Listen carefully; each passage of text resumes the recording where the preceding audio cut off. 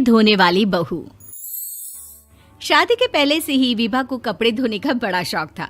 कभी नल के नीचे तो कभी तालाब के पास। अरे मेरी नीली वाली लुंगी नहीं दिख रही है। विभा की अम्मा, कहाँ रखी है लुंगी? अरे वो तो विभा ने परसों ही धोकर रखी थी आपकी अलमारी में, देखो वहीं होगी। वो ना मैंने आज धो दी, मुझे लगा कि गंदी हो गई होगी। अरे कैसे गंदी हो गई थी? उसे तो मैंने पहना भी नहीं। हे भगवान, इस लड़की के कपड़े धोने की आदत से परेशान हो गया हूँ मैं। जितना तो घर में राशन नहीं आता, उससे कहीं ज्यादा डिटर्जेंट पाउडर का खर्चा है। इसकी शादी करवा दो, शादी जाए अपने घर में ही करे काम, फिर चाहे घर के कपड़े धोने हो या पूरे गांव के। हाँ ठीक बोल रही हो, देखता हूँ मैं कोई लड़का। वो दिन भी आ जाता है जब विभा को देखने लड़के वाले आ जाते हैं। लड़की मुझे अच्छी लगी। होने वाली सास कहती है, बेटी अगर कुछ पूछना है तो पूछ लो। वैसे तो हमारी लड़की बहुत ही शर्मीली है, जो बोल दो वो मान लेती है, इसे क्या पूछना होगा। अरे कैसी बात कर रही हो माँ, मुझे इन लोगों के घर रहना है, सवाल तो कई है। हाँ हाँ बेटा, पूछ लो ना, क्या पूछना है। आप लोगों के घर कपड़े कौन धोता है? सास का मुंह बन जाता है।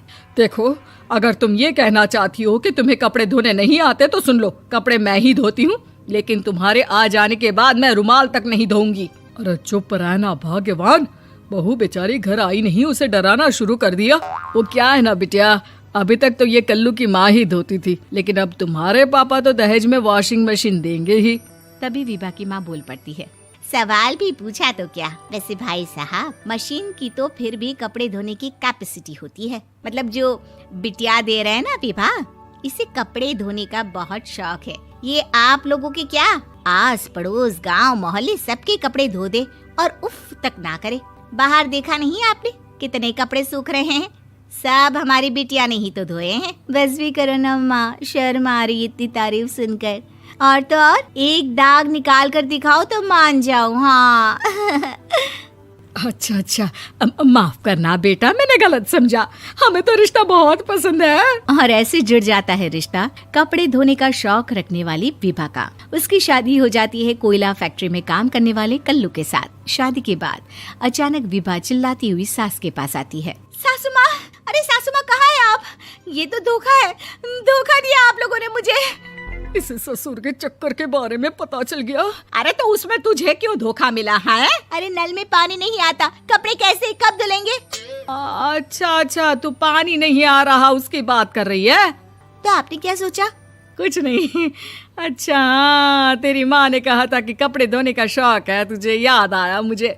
शौक शौक बोलकर कपड़े धोने वाले मेरे जुनून को कम ना आके सासू माँ, कपड़ा धोना मेरा गुरूर है। तभी पति भी वहाँ आ जाता है। अभी अभी मैंने इसे सनी देओल की फिल्म दिखाई है, उसी के डायलॉग मार रही है माँ। अच्छा सुन, साफ साफ बता रही हूँ, पानी सुबह 4 से 6 और शाम को 10 से 12 आता है, समझी? विभा टाइमिंग सुनकर हैरान हो जाती है। ये क्या भूतों का मोहल्ला है? सुबह 4 बजे उठकर कौन कपड़े धोता है? 4 बजे टंकी में पानी जाता है, फिर सारा दिन धोना ना, किसने मना किया? अरे कैसी बात कर रही हैं? 200 लीटर की टंकी में कितने कपड़े धो लूंगी मैं? सुबह ही उठ जाऊंगी मैं। अब क्या था, विभा सुबह 4 से लेकर रात के 12 बजे तक कपड़े ही धोती रहती। एक रोज सास पड़ोस से निकलकर कहीं जा रही होती है कि साथ वाली कहती है, हाँ कल्लू की माँ, जरा ये बताओ कि 2 साड़ी है, 2 ब्लाउज और एक पेटीकोट और एक नाड़े वाला लंबा कच्छा। हाँ तो? अरे तो क्या, कितना लोगी धुलाई ये बताओ। धोबन दिख रहे हैं हम क्या? हमारे पति सरकारी नौकरी से अभी अभी रिटायर हुए हैं और बेटा सुपरवाइजर है कोयला फैक्ट्री में। धोबन समझ रखा है हमें। हाय रे कल्लू की अम्मा, माफ कर दो, वो तो मोहल्ले में यही सब बता रहे थे कि तुमने बहू को कपड़ा धुलवाने के काम में लगा दिया है। सास को पड़ोसन की बात सुनकर गुस्सा आ जाता है। वो घर पहुंचती है जहां घर के बाहर ही इतने सारे कपड़े सूख रहे होते हैं जितने कि किसी धोबन के घर पर। अरे ओ कल्लू की दुल्हन, बाहर निकल। माँ जी यहीं आ जाओ, बाथरूम में चादर धो रहे हैं हम। अरे अभी हम धोते हैं, तुमको बाहर निकलो। ये आस पड़ोस वाले बोल रहे हैं कि हम बहू से कपड़े धुलवा धुलवा कर उसे कपड़ा धोने वाली बना दिए हैं। अरे छोड़ो ना माँ जी, किन लोगों की बातों में आती हो? आस पास के लोगों का तो काम ही होता है कि वो किसी तरह सास बहू को लड़ा दे।